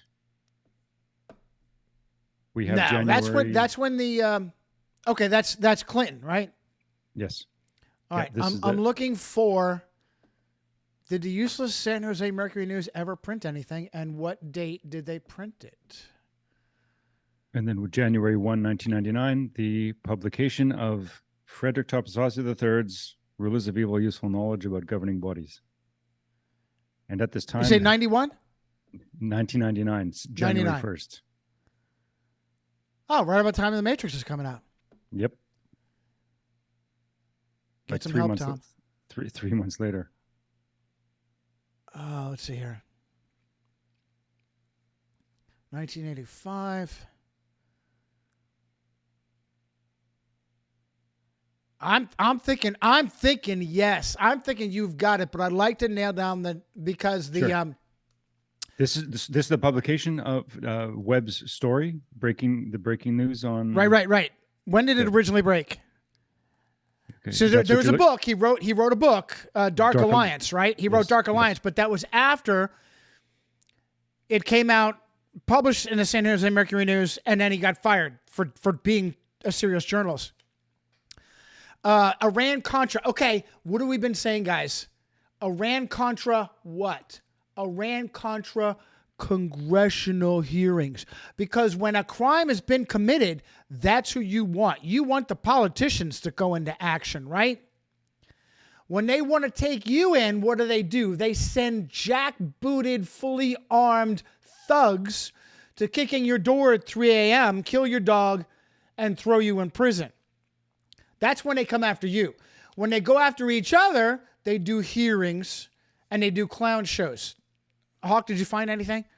I forgot. August 18th, 1996, the San Jose Mercury News published the first installment of a 3-part series of articles concerning crack cocaine, the CIA, and 86 or 96? 96. August 18, 1996. 96, huh? Well, that's way off then. That's 10 years off. Iran-Contra was 10 years before that. Okay. But this, though, running parallel to the Lewinsky-Clinton timeline. Okay. So there's something. Oh, obviously going on here. yeah. So the breaking of this story. The Lewinsky Bravo Juliet is to help offset. Oh, no different from the fuckery of the Bin Laden killing versus Barack Hussein Obama's birth certificate fuckery in 2011. Wag the dog, blown cover is cover, distraction. Don't look over here. What am I holding over here? Same bullshit. Even Johnny, if I may interject. So it seems that they always had to have these sideshows. Earlier this year, it was a Chinese balloon. For years, it's been Hunter's laptop. It's been the raid on Mar-a-Lago. They've always had to have these distractions. Don't pay attention to what's going on. Look over here. So this is something that's been going on for decades, generations. agreed. Distraction theater, Jesuit distraction theater. All right. Sounds like the title of our show today. I just typed it in, pal. I just typed it in. Jesuit distraction theater. Something interesting that wasn't coming out back when Obama was running, but now Tucker Carlson is running with is the old story of his homosexuality and the dude that he's been with. This is the game they play when it's decades old safe or years old safe. He is long out of power. It is now safe to dangle him as a distraction. It's safe. This is how they play that game. And this time it might even make him look good, unfortunately. And that's part of the equation. That's part of the equation. Absolutely. All right. Let's hit some topics before. How much time do we have here? We have been going, wow, hour and a half just flew by. Yeah, I got a question, Johnny. Go ahead, pal. The like I mentioned Enter the Stars, whenever Zach Hubbard had that person that came on threatened his life right at the end, he also said, and that goes for you too, Enter the Stars. And he does what they call decodes. He pulls up old shows and things like that. And yeah, he's on Odyssey and also YouTube. But it's a mixed bag of information. And I just have more time than I probably should to listen to stuff. But that's who that death threat came to, Gematria and also Enter the Stars. But there's another one that I see called Shaking My Head Productions. And but you can't really listen to that. You have to watch it. And he's on YouTube. And I think also on Odyssey as well. But it's not conservative, not liberal. It's definitely Christian. But basically, he goes in there and does the same thing. He decodes the current events and things like that. And I just wasn't sure if anybody else had seen Shaking My Head's productions. Yeah, He's featured you on there before, Johnny, like one of your old things on YouTube. Yeah, usually that's just a Mi'kmaq, our Mi'kmaq Flat Earth. That's the only thing that's allowed to get any coverage. But go ahead, Darnell. Yeah, I was going to say, I've kept up with Shaking My Head a bit. I've noticed that they'll sometimes, it seems like they're going to get on Rome good, and they back off, and they'll jump over to the Jews or something. But they never really call it out right. It's like you'll think they're going there, and then they kind of back off a little bit, and then they'll go on the Jews, and like definitely Christ centered. I mean, he definitely focuses on he rides Christianity. Wears Christianity on his sleeve to sucker in Christians. Yeah, it's just like that guy does Eyes Wide Open on YouTube. Great information. It's a lot of the stuff that Cap, you've covered in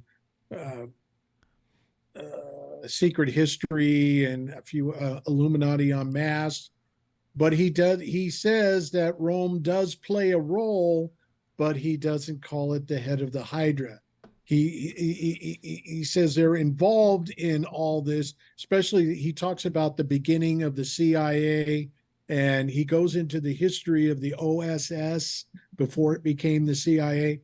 Great information. He does bring Rome in, but he doesn't say that. How do you say CIA, OSS, and not say Jesuit, Absolutely. not say mild Bill Donovan, Jesuit? You've got to know. Tell him, he does say that their background is Catholic and all that, and that Catholics have been involved in the formation of the CIA, but he doesn't pinpoint them directly, is what he does. Brings it to the 1 yard line and right, and then runs the ball 4 times and gets stuffed. Yeah, I got one for Shaking My Head Productions, because there was something that I was thinking about.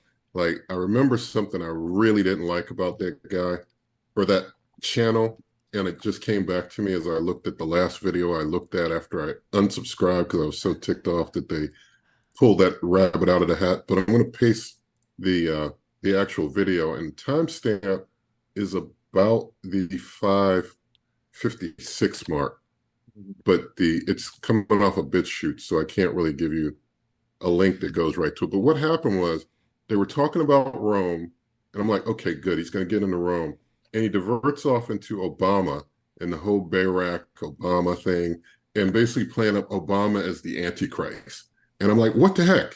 You were right on Rome, and you switched from Rome to Obama's the Antichrist. Yep. Yeah. Yeah, and I wasn't promoting him. I'm just, like I said, I'm trying to discern what I'm paying attention to. Good for you. No, listen, I'm excited that you are being my eyes and ears for me to do that, because my stomach lining can't handle it, and I'm blessed to have you to be able to do it for me. So. It's great. A lot of these guys have great information, a lot of truth, but they don't get to the head of the Hydra. They don't. They don't. On purpose, and they know. On purpose, yeah. They know. All right, let's. Real quick, I don't know. I wanted to get more on the Hawk. The Hawk is doing just phenomenal work right now on his own streaming. Sorry, just jumping in, just adding. Hey, it's great, Brent, what you're saying, and Darnell. It's great training. Like, you're being able to discern what you're hearing and then what you're not, and being able to go. It's we're always learning.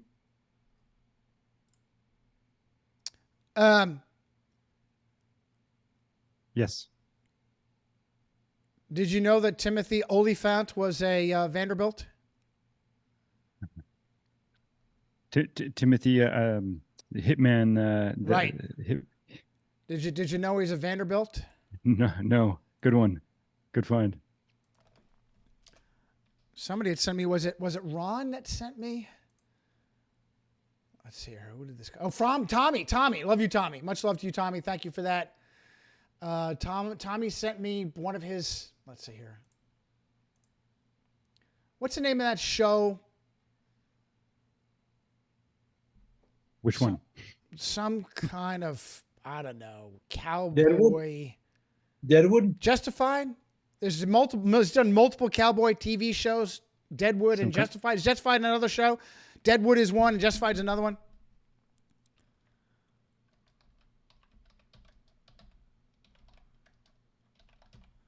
You talking about the guy that was on John Wick? No, I'm talking about Timothy Oliphant, Hitman. Oh, okay. Oh, Hitman. Okay, gotcha.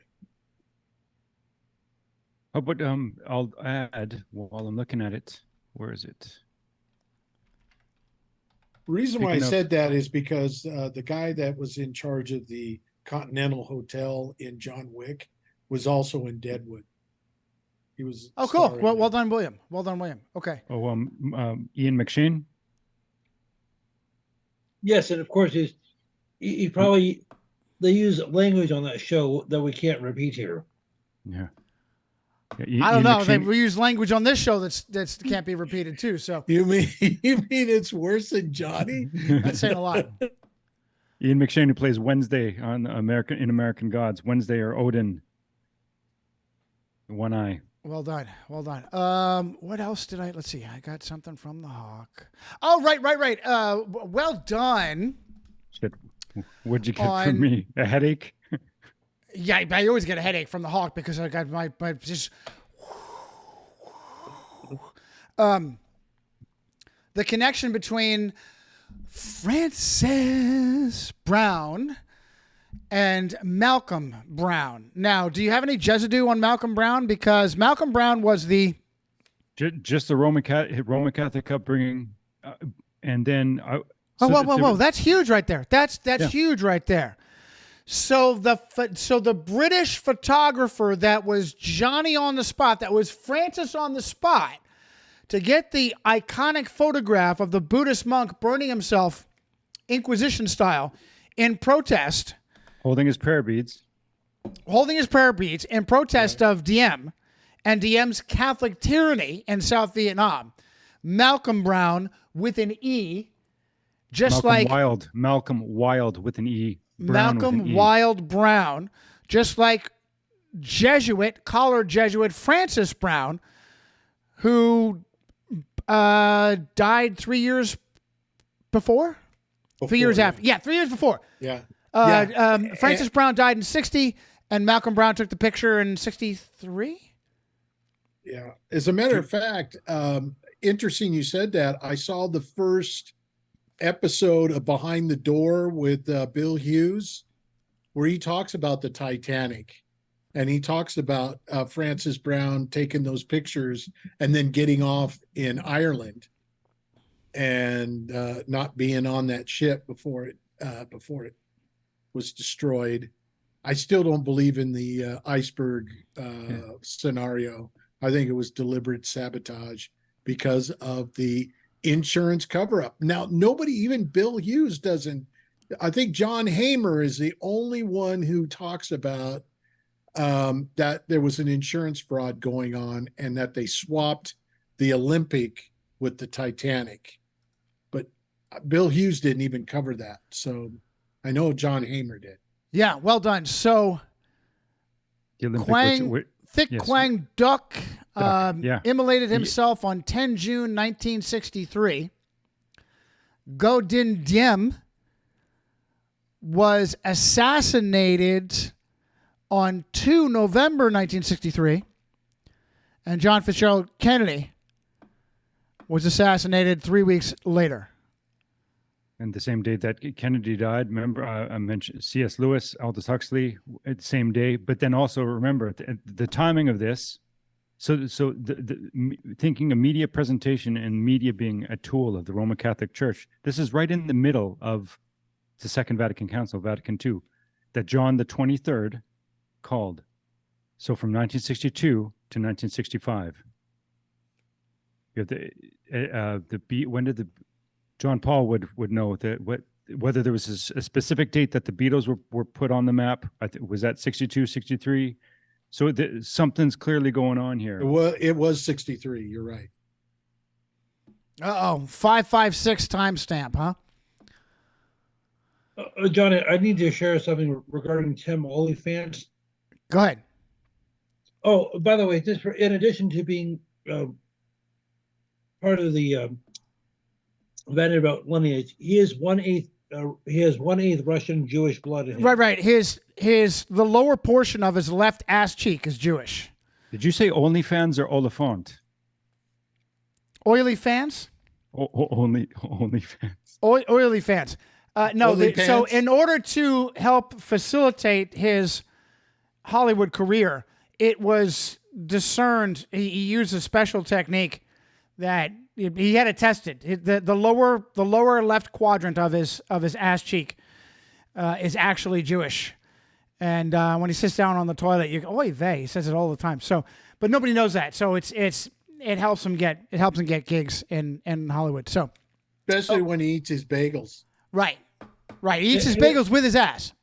All right. Okay, and then adding. No, I don't have the information in front of me, but this idea though that the photograph, which one in particular, because clearly Malcolm Wild Brown, it was just however many rolls of film he burned through, no pun intended, and then winning a Pulitzer Prize for that image it must have been in 64, potentially. I don't whether that's guessing, but for that 1963 image. Another Catholic in journalism, Hawk. Another Catholic in journalism. God, keep going. And then just adding that, because for me, there's this tie-in to Kevin Carter and his Pulitzer Prize winning photograph for The Child and the Vulture. And I can't remember the exact year, 1993, it was just before, I believe, Rwanda. So, and then this is in the Sudan. And then this is, okay, so 93, just at the same time, because there's a connection, I don't fully understand it yet, between the 1993 World Trade Center bombing and what was going on in the Sudan. And then this photograph, which also Roman Catholic Kevin Carter, and then he allegedly committed suicide as a result of all the events that he had seen and photographed. And then, of course, the controversy surrounding this photograph, because he was asked, what did you intervene? And as a photojournalist, he didn't intervene with the scene of the vulture eating, or that was waiting for the child to die in order for the vulture to eventually eat the dead child. So I didn't know that was a protracted, that he actually waited for the child to die. He didn't. No, he didn't wait. The photograph was taken when the child was still alive, but the vulture was waiting. So there's capturing of this image of potentially this child breathing its last, emaciated child breathing its last, and then that in the foreground and just in the background is a perched on the ground also vulture waiting for essentially to begin picking on the corpse. And there was no outside intervention. There was no shooing away of the bird. There was no cradling the child. It was just photograph, gone, and leaving the scene. So like there's this role of photojournalism, photography. Yeah, no, it's exactly. That's and then sick. Of course, which led to, I believe, and it's been said that that's the photograph that killed. The photograph that killed its. The photograph killed the photographer. The photograph that killed the photographer. Yeah, well done. And so you got into this on your stream a little bit. This this Jesuit journalism idea that the ultimate photographer is completely devoid. He's completely neutral from his environment. I've seen this back in the day when I used to watch animal videos and so forth. You get that bullshit a lot, tremendous amount with predation and there she this is great. Anyway, yeah. So utter bullshit. Utter. And then it just there's this because it's clearly question marks, because then of course there's this participatory aspect of the one that captures the image. So then there's the photography or videography or say cinema, and then there's us participating as viewers after the fact. We're participating in the voyeurism of these acts, whether they're staged or happening in real time. So it's like, just like with and again, I pose this, I'm not to be disrespectful, but is this a mockery for us too? For a monk that burns himself holding a rosary, thick duck, really? Yes, agreed. It is weaponized. We're fucking here's us consuming. No different than and I absolutely agree. All you have is the left portion of that Buddhist face, and it looks like that fucking guy is laughing. There's another monk in the foreground of the photograph, and I swear that fucking guy is laughing. Yeah. I saw that. It could have been on some kind of I mean, he could have been mentally ill to start with, Well, and not only that, didn't you say, Clint, that they helped him? Yes. Other monks. Yeah, another monk doused him. Right. This is all carefully planned out. Yeah. And there was news or word was put out in which Malcolm Wild Brown got that something was going to happen. So clearly you have this lead up to this event. It may not have been explicitly stated what was going to happen, but then you look at the crowd of people, how many monks were there, and then the man, Thick Duck sat down. Other monks doused him with gasoline, and Thick Duck ignited his own the match and set himself on fire while holding his prayer beads. Yeah, I think the report said that there weren't many other reporters around to even know that was going to happen. Apparently, one other. So, So Malcolm Brown for the Associated Press, and there was another name anyway. But the fact that nobody else showed up except for these particular two. So the Buddhists contacted him. Somebody contacted him. I don't know. Yeah. I'll have to go back and examine that. I'm sure they wanted the publicity. I think. The point, Bill, is selective. Selective. Right. How is it that Malcolm Wild Brown, the Roman Catholic photojournalist, is the one? Okay. Yeah. Selective publicity. See, it was all, like he said, it's all planned. This kind of harkens a few years later in Vietnam to help, facilitate, I think that's the word I'm looking for, the hatred towards the Vietnam War. There was a situation where an American Army officer shot a Vietnamese in front of the cameras. It was they had television cameras there. And I don't know if you recall that or not, but they shot this guy, and he was in plain clothes, so he wasn't an officer, but they shot him there in the street. They shot him in the head. They filmed it all, and it became on the 5 o'clock news. The shot that was heard around the world moment. Well, yeah, something like that. Before I lose you, Bill, let me surprise. Homosexual Jim Neighbors, the supposed Marine Corps comedian. Guess where the Godzilla movie goes? More A-bomb guilt. Post-war Japan had lost another mushroom cloud. Oh, that must have been what it was like for the phony A-bomb. Yeah, see, they're rehashing that same story over and over again. All for the white, just the gall for the Jesuit scum to be the ones to commit the mass murder and to load that on Americans. day after day, month after month, year after year for how long? For 45 to 2023? Well, it was 1957 when the first Godzilla came Thank out. you. We'll call it 57. And We'll call it 57. as you recall, there is a major difference between the original and the American version. 66 years this day. 66 years from 57 to 2023. And Right. by the way, the archive.org Godzilla movies really made that easier for me to do. I now have a very generous mix of side-by-side original Japanese and later edited and dubbed English where I can show that where they really the Henry Sapersteins and the Hollywood Jesuit Jews that really layered that on there, really went home, where the original Japanese work really didn't push it too hard. No.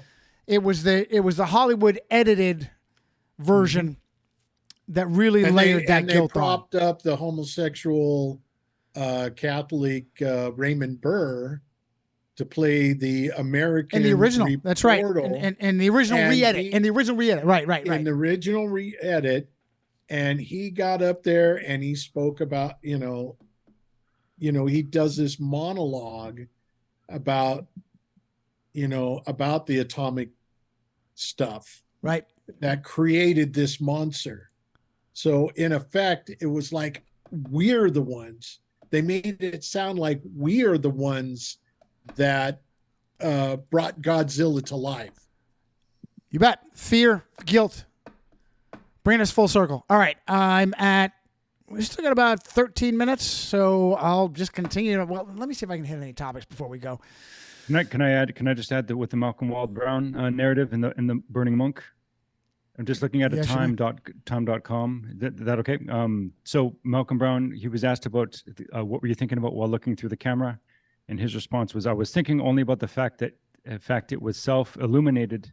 It was a self-illuminated subject that required an exposure of about say f10, which is an aperture rating, or whatever it was. I don't really remember. I was using a cheap Japanese camera by the name of Petri.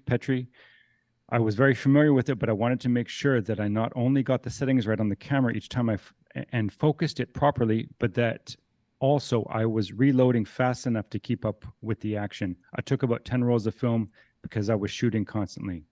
10 rolls of film. Let's say 36 exposures per roll. 360. Something like that. Was it a 35 millimeter? Was it 35 millimeter? Yeah. F-stop is, the F is for f-stop. Yep. It's frames. It's certain frames per second. Or no. Your aperture is like the iris of the eye, like the iris. Yeah. So you could get the right exposure, the right lighting to get the right picture, because I used to do photography. So remember the exposure triangle. You have you have your film speed, you have your aperture, and you have your shutter speed. That's right. And for anybody that doesn't know, the Hawk is equally experienced, very well experienced with photography. I never photographed a burning man. Ironically, the timing of the no, but you have done it for a living, so that gives you tremendous experience and a great resume. So, all right. Okay, and did you know? I'm down to taking pictures of pigs and dogs. So that's fun too. So interesting. George, Bill Richardson, as well as Jimmy Buffett, both died on September 1st, and nobody knows what of. I would think for either, right? Both deaths were a mystery. For both Bill Richardson, former governor of New Mexico and Secretary of Energy. Go ahead. Buffett was some kind of skin cancer. Yes, specifically cancer. That's right. Buffett was cancer. Cancer industry. The cancer industry killed Buffett, but nobody knows what killed Richardson. Go ahead, George. Okay, if I could I realize you only have a few more minutes. If I just could share one thing. The other day I saw Equalizer 3, and I know this has become a bit of a cliche, but it's pure Jesuitical theater. Now, don't get me wrong. I like Denzel Washington. I know he went to Fordham, he's Prince Hall, all that sort of stuff.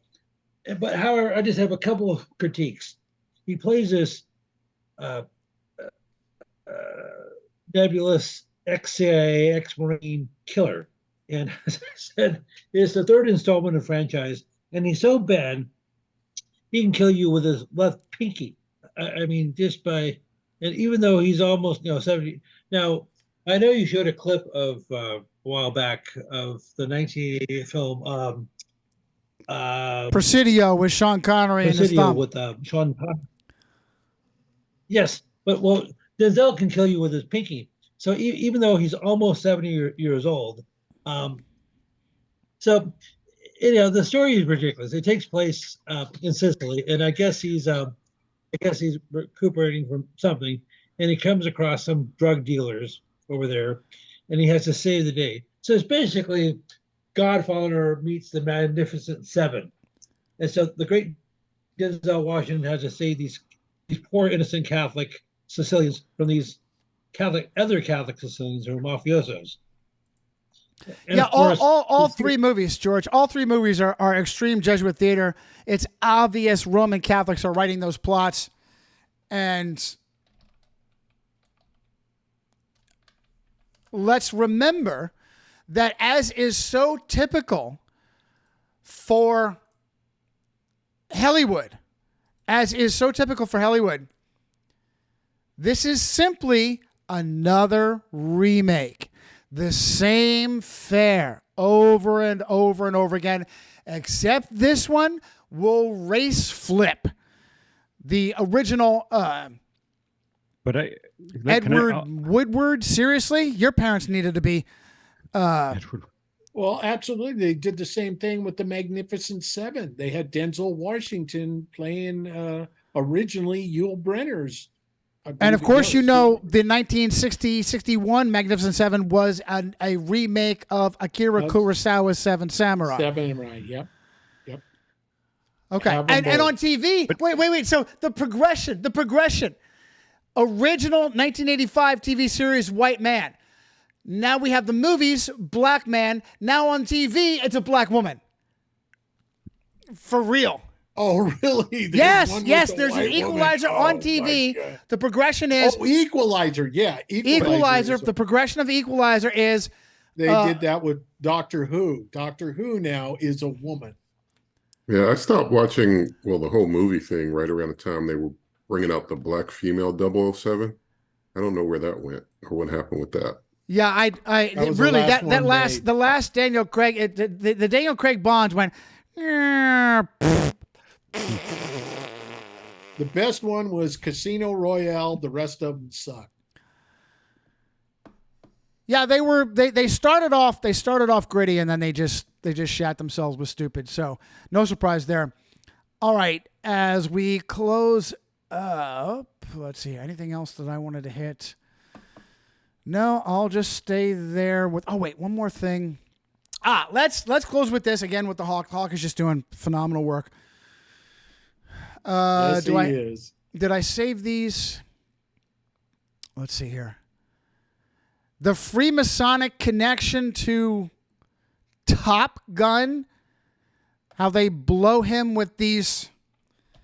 It's Shriner boots. For fucking I remember. real? As a kid, when I first saw Top Gun back in 1980, was it 86? Directed by the late Tony Scott, who jumped off a bridge. We have a date. What is it? August something. August 19 or 20th. Not too long ago, actually, 2011-ish. No, I remember those boots, and then something. Yeah, I looked them up before and then forgot about it. And then when you mentioned cowboy boots, I looked and I remember these from childhood. I'm like, what's up with these boots? Looked them up again. There's our sword. There's our I don't even know what you want to call it. Scimitar. The scimitar. Thank you. And Almeida is the name of the Shriner Temple in Texas. And I have to say, those are the stupidest, ugliest fucking boots I may have ever seen. And they went out of their way to jam those in. What's with the leather donkey ears? Yeah. So very similar too, and the Hawk brought this up to the Yeah. There we go. The Challenger attack and the Shriner bumper stickers. Shriners are out to save children and run over people. Yeah, and if I can interject too, like the second Top Gun pulled everybody back into the movie theater and supposedly saved the industry after the C-19 horse shit. But here is what I will notice is that, I mean, on my Facebook, dozens and dozens of people that I've been in church with, not so much military guys, but just church members and stuff that I knew were in the fucking Masons, man. I knew they were in. And but every one of them had a picture of 3 or 4 of them with their wives, and they had a picture of the Top Gun thing in front of the movie theater, and it was like freaking code. I know it was code. I mean, because my whole body was screaming. You know, these assholes are communicating to each other, and they're talking to each other. And all these guys that I went to church with, studied Bible with, swore to me they weren't in the fucking Masons, and I saw proof that they were all Masons by that picture that they posted on Facebook, Top Gun, and it was the silhouette in the movie theater. And it was everywhere, dozens of them. So anyway, I'm sorry to get pissed, but you Christians out there, if you're a Mason, you better quit. You better quit, because you're lying. You're lying to yourself, and you're lying to your family. Not just that, you are, and if you are in the military, especially, look, and it's bad enough, special operations and then special forces, anyone in the military that compromises. We showed Boykin, proud of his Knight of Malta, being a proud Knight of Malta, absolute traitor. Absolute traitor. Where you compromise your loyalty and you become part of a secret organization, Knights of Malta, Freemasons, all the same thing. You are an absolute oath-breaking traitor. No different than a cop that puts on olive drab. You are an oath-breaking traitor. Yep. One thing I noticed about those stupid Masons too is that they make a big deal about inviting the wife. They got to talk to the wife. It's got to be a family deal. And you know, one of the hooks that they get you is, oh, let's take a good man and make him a better man. A good man. We're not good. We are sinners in need of a savior. Right. That's all part of how they pull you in. Yeah, I mean, and that's what they say. Oh, I'm just a good man trying to be better. That's the progression. That's the progression of compromise. What you become is you become a liar. They trick you. They make you believe that they are Muslim or Jewish or Christian, whatever flavor. They are chameleons. They become that for you. They trick you. They pull you in. They get you to compromise yourself, and then more, with each new degree you compromise. They drag your wife in on it, man. And then by the time you start to have some reservations, you step back, you've already committed crime after crime after crime, compromise after compromise after compromise, and guess what? They have you. You're locked in. But you know what? As I've said many, many, many times, they never really have you. It is up to you to take back your soul and your life and repent and own up and say, oh, I can never do that, Johnny. They would leak this. They would leak out the time where they drugged me and took pictures of me in bed with a 13-year-old girl. Right, Craig Sawyer? You can always take your life back and own up to it. Take the ammunition from them. And I have to say this, there is no protection better than that of Jesus Christ. No one can protect you better than Jesus Christ. And count on them never holding up or owning up to their end of the bargain. They will do you dirty just because they can. Yeah. And if you've been addicted to porn, whoever out there, I mean, it doesn't matter, man. I've been addicted to porn. You know, I've been stupid addicted to that shit. And anybody that's got a cell phone probably has. So if you're worried about your garbage getting out there, especially porn addiction or something like that, you know, just let it go. I mean, it doesn't matter. We've all been addicted to shit, man. You know, you don't have to pretend that you know, we all got issues. We're sinners in need of a savior. Even as Christians, we're going to stumble and fall and have some wicked addictions. So don't let anybody hold that over. It's the Britney Spears of the world that are sadly enslaved. They can never give up the fame and fortune, but it's never too late. If you took a picture in front of that Top Gun video, the second Top Gun, sorry, Johnny, I'm sorry to interrupt, but if you took a picture of your family and you posted it somewhere and it's out there, I'm asking people to pray, honestly pray, whether or not, who asked you to post that picture? Why were you so compelled to go see Top Gun 2 and get it out there as a badge of honor? Sorry. Just as a reminder, Thomas Cruise Mapother, number 4, is an Orsini. Orsini, yep. Got married. He and his, fourth wife, Katie Holmes was the third wife, right? After devout Catholic Nicole Kidman, whom... Didn't the Orsinis the ones that own that palace that the pentagram is built after? No, that's the Farnese. The Farnese, sorry. That's okay. Farnese Villa is the pentagonal castle. The Farnese Villa castles. All right. Anyway, so let's close out, shall we? And I just share this. Tom Cruise mask meltdown. Yeah. I don't ever want to see it again. Ever. According to The Sun, the UK tabloid who leaked audio of Tom scolding staff members, the movie star lashed out on set again on Tuesday, raising tensions even higher. I don't need a fucking talking head. You're back there in Hollywood making movies right now because of us. Because they believe in us and what we're doing. I'm on the phone with every studio at night. Insurance companies.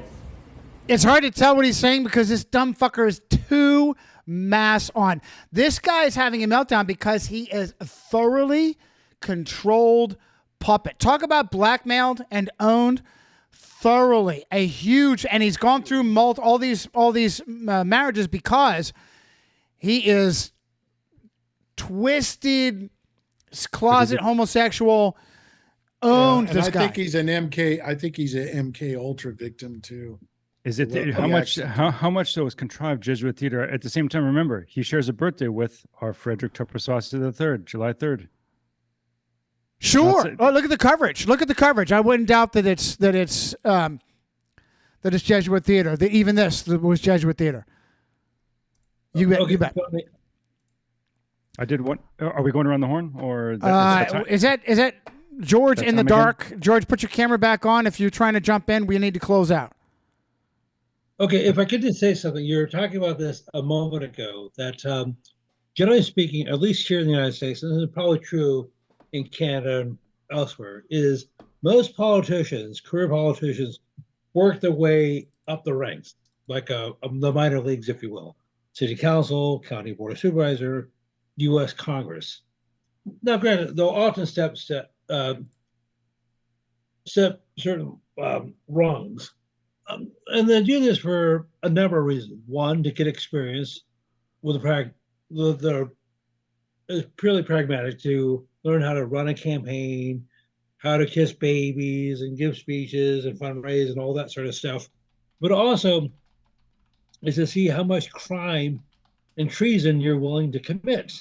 Well, if you can, so if you'll be corrupt in Podunk, USA, you'll be corrupt on a higher level. It's just like a reward. So that was something. These people don't necessarily have to be part of some sort of secret society like Freemason. It's helpful, but I just thought I'd make that observation. All right, pal. They're going to use and reuse it until they've used it enough. Anything else? Anyone else that has something to close out? I do real quick. I just got a video. I just haven't had a chance to see it yet. I'll send it in the email later. It's about the expansion of, they're still trying to break up Oregon and Idaho. Now they want to expand Idaho through half of Oregon. And it's all because the gun rights are less strict in Idaho, which I have to throw the bullshit flag on, because they're just as strict in Idaho as they are here in Oregon. I don't know why they're deceived by it, but the reasons for it is they're just as strict in Idaho with firearms as they are in Oregon? Right. Yeah, there's no difference, but they say that it's a more conservative state.